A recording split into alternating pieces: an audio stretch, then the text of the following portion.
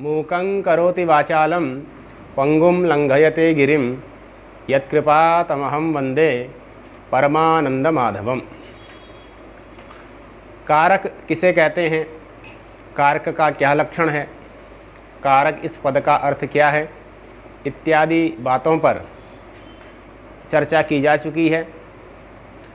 कारक को लेकर के जो प्रधान लक्षण बनता है उसका विवेचन विगत पाठों में किया जा चुका है। अग्रिम पाठों में कारक को लेकर के जो द्वितीय पक्ष है, महाभाष्यकार के द्वारा जिस द्वितीय पक्ष का समुपस्थापन किया गया है उसका विवेचन किया जाना है। महाभाष्यकार ने प्रथम पक्ष में कारके इस सूत्र को संज्ञा सूत्र माना, इसीलिए कारके की सप्तमी को प्रथमा के अर्थ में कल्पित किया गया और कारके का अर्थ कारकम माना गया। और कारके यह कारकम बनकर के ही आगे के कर्तुरेप्सितत्वम कर्म इत्यादि सूत्रों में अनुवृत्त होता है।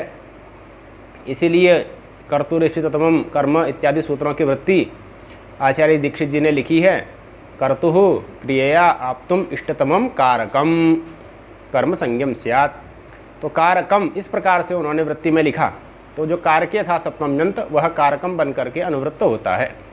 यह संज्ञाधिकार है, यह सूत्र संज्ञा है। इसमें प्रमाण क्या है, तो प्रमाण महाभाष्यकार का वचन है। महाभाष्यकार ने कहा कारक इति महति इयम संज्ञा क्रियते, कि आचार्य पाणिनि जी के द्वारा कारके यह इतनी बड़ी संज्ञा की गई है। इतनी बड़ी संज्ञा उन्होंने क्यों की, क्योंकि उनका स्वभाव है कि वह छोटी छोटी संज्ञाएं करते हैं। टी, घू, घ इत्यादि छोटी छोटी संज्ञाएं जहाँ वो करते हैं, वहीं उन्होंने कारके इतनी बड़ी संज्ञा क्यों की, तो उसका उत्तर महाभाष्यकार आगे देते हैं। महत्याः संज्ञायाः करणे एतत् प्रयोजनम, कि इतनी बड़ी जो संज्ञा की गई है इसको करने में कुछ विशेष प्रयोजन है। वह प्रयोजन क्या है, तो अनवर्थ संज्ञा यथा विज्ञायेत, कि कारके को अनवर्थ संज्ञा माना जाएगा। कारके को अनवर्थ संज्ञा माना जाएगा का मतलब क्या हुआ, कारक इस शब्द की व्युत्पत्ति से जो अर्थ आता है वो अर्थ ही संज्ञी होगा, क्योंकि आचार्य पाणिनि जी ने संज्ञा का निर्देश तो कर दिया, कारके बना करके संज्ञा तो बता दी, कारक यह संज्ञा है, लेकिन ये नहीं बताया कि कारक संज्ञा किसकी है, संज्ञी कौन है। अगर कारक यह संज्ञा है तो संज्ञी का निर्देश भी करना चाहिए था, जिसकी कारक यह संज्ञा है। तो संज्ञी का निर्देश तो किया नहीं, तो संज्ञी का निर्देश कैसे होगा, तो महाभाष्यकार कहते हैं अनवर्थ संज्ञा यथा विज्ञायेत, कि ये अनवर्थ संज्ञा है।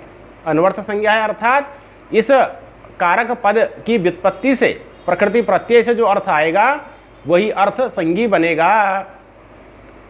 तो व्युत्पत्ति लभ्य जो अर्थ है उस अर्थ की अनुगामिनी जो संज्ञा होती है उसको अनवर्थ संज्ञा कहते हैं। इस प्रकार से कारक शब्द की व्युत्पत्ति से क्या अर्थ आता है, तो करोति इति कारकम, करोति अर्थात जो करने वाला है, करोति क्रियाम निर्वर्तयति साधयति।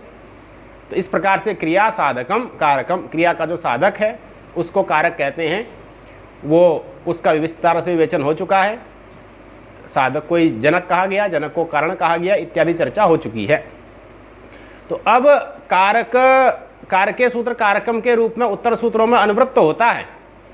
लेकिन यहाँ पर एक विशेष बात यह है कि जब कारके सूत्र कारकम बन के उत्तर सूत्रों में अनुवृत्त होगा तो वहाँ पर केवल एक संज्ञा नहीं होगी, केवल कारक संज्ञा ही नहीं होगी, अपितु कारक संज्ञा के साथ कर्म आदि संज्ञाएं भी होंगी। इसीलिए कर्म कारक, करण कारक, संप्रदान कारक, अपादान कारक, अधिकरण कारक, इस प्रकार से व्यवहार किया जाता है। कर्म भी कहते हैं और कारक भी कहते हैं। तो कर्म भी संज्ञा है, कारक भी संज्ञा है। तो प्रश्न यहाँ पर यह होगा कि जब कारके यह सूत्र एक संज्ञाधिकार में है, एक संज्ञाधिकार का तात्पर्य हुआ कि आकडारादे का संज्ञा, आकडारादे का संज्ञा यह सूत्र है। आकडारीय जो संज्ञाएं होती हैं वह एक ही होती है। कडारा कर्मधारय इस सूत्र से पहले तक जितनी भी संज्ञाएं आएंगी वो सब आकडारीय संज्ञाएं हैं, और आकडारीय संज्ञाएं एक की एक ही होगी। या परा अनवकाशा जो अनवकाशा च, जो पर हो अथवा अनवकाश हो। इस प्रकार से कारके यह सूत्र भी जब आकडारीय है तो फिर यहाँ पर भी एक ही संज्ञा होनी चाहिए, या कारक संज्ञा हो या कर्म संज्ञा हो। तो कारक भी है कर्म भी है, ये दोनों संज्ञाएं कैसे हो रही हैं? एक की ही दोनों संज्ञा कैसे हो रही है? ग्रामम गच्छति, रामः ग्रामम गच्छति, यहाँ पर ग्रामम कर्म है और वो कारक भी है, तो ग्रामम की कर्म संज्ञा भी है और ग्रामम की कारक संज्ञा भी है। तो एक ही ग्राम की कर्म संज्ञा भी हो गई, कारक संज्ञा भी हो गई। तो एक ही ग्राम की दो संज्ञा कैसे हो गई, जबकि यह सूत्र आकडारीय है? एक ही संज्ञा होनी चाहिए थी, ग्राम की या तो कारक संज्ञा होती या कर्म संज्ञा होती, दोनों संज्ञाएं कैसे हो गई हैं? तो यद्यपि आकडारीय संज्ञाओं में एक ही संज्ञा का नियम है, तथापि जहाँ कहीं आकडारीय संज्ञाओं के अंतर्गत दो संज्ञाएं करना आचार्य को इष्ट होता है, वहाँ पर वो कुछ विशेष यत्न करते हैं, विशेष प्रयत्न करते हैं। तो यहाँ पर भी विशेष प्रयत्न किया गया है। कहाँ पर? कारक प्रकरण में। कारक प्रकरण में जो सूत्र हैं, ध्रुवोपाय पादानम इत्यादि सूत्र, उन सूत्रों के द्वारा अपादानादि संज्ञाओं का विधान किया जाता है। जैसे ध्रुवोपाय पादानम सूत्र है, यह अपादान संज्ञा करता है। कर्तुरीप्सितत्वम कर्म सूत्र है, यह कर्म संज्ञा करता है। साधकतमम कर्णम सूत्र है, यह कर्ण संज्ञा करता है। कर्मणा यम विप्रैति संप्रदानम, यह सूत्र संप्रदान संज्ञा करता है। ध्रुवोपाय पादानम, यह सूत्र अपादान संज्ञा करता है। आधारोधिकरणम, यह सूत्र अधिकरण संज्ञा करता है। तो इन सूत्रों का योग विभाग किया गया है। ध्रुवोपाय पादानम इत्यादि सूत्रों का योग विभाग किया गया है, सारे सूत्रों का योग विभाग किया गया। योग विभाग करने से क्या हुआ? योग विभाग का क्या तात्पर्य हुआ? तो योग का मतलब अर्थ होता है सूत्र, विभाग का अर्थ हुआ विभाजन। तो योग विभाग का अर्थ हो गया सूत्र का विभाजन करना, एक सूत्र को दो सूत्र बना देना। तो ध्रुवोपाय पादानम सूत्र एक है, उसको दो सूत्र बना दिया गया। एक हो गया ध्रुवोपाय, ध्रुवम अपाये एक सूत्र हो गया, दूसरा हो गया अपादानम, ये सूत्र हो गया। अब जो पहला सूत्र हुआ ध्रुवम अपाये, उसमें कारके का जो कारकम है वो आ जाएगा। तो जो ध्रुवोपाय सूत्र है इसके द्वारा कारक संज्ञा हो जाएगी। तो इस प्रकार से ध्रुवोपाय सूत्र का अर्थ क्या बन गया? अपाये ध्रुवम कारकम स्यात्। अपाय में जो ध्रुव होगा उसको कारक कहेंगे। उसके बाद अग्रिम सूत्र क्या है? अपादानम। इस अपादानम सूत्र में कारके भी आएगा और ध्रुवम अपाये भी आएगा। इस प्रकार से जो दूसरा सूत्र है अपादानम, उससे दो संज्ञाएं एक साथ होंगी। कौन कौन? अपाय में जो ध्रुव है उसकी कारक संज्ञा भी होगी और अपादान संज्ञा भी होगी। फिर प्रश्न होगा कि जब पहले सूत्र से कारक संज्ञा हो गई थी तो फिर दूसरे सूत्र से पुनः कारक संज्ञा ही क्यों की जा रही है? क्योंकि पहला सूत्र केवल कारक संज्ञा कर रहा है, ध्रुवोपाय सूत्र, और दूसरा सूत्र अपादानम सूत्र कारक संज्ञा के साथ अपादान संज्ञा भी कर रहा है। तो कारक संज्ञा तो पहले सूत्र ने कर ही दी थी, फिर पुनः दूसरे सूत्र से कारक संज्ञा क्यों कर रहे हैं? केवल अपादान संज्ञा करें।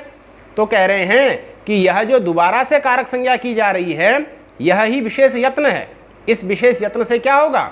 इस विशेष यत्न से अपादान संज्ञा के साथ कारक संज्ञा का भी समावेश हो जाएगा। तो कारक संज्ञा का समावेश हो जाने से जो अपादान है उसकी अपादान की अपादान संज्ञा भी होगी और कारक संज्ञा भी होगी। इसीलिए अपाये ध्रुवम कारकम अपादान संज्ञम स्यात्। इस प्रकार से सूत्र का अर्थ बनता है। यही प्रक्रिया अग्रिम सभी सूत्रों की होगी। जिस प्रकार से ध्रुवोपाय पादानम सूत्र में प्रक्रिया हुई है, ठीक इसी प्रकार की प्रक्रिया अग्रिम सभी सूत्रों में होगी, जिसका विवेचन अग्रिम पाठ में किया जाएगा।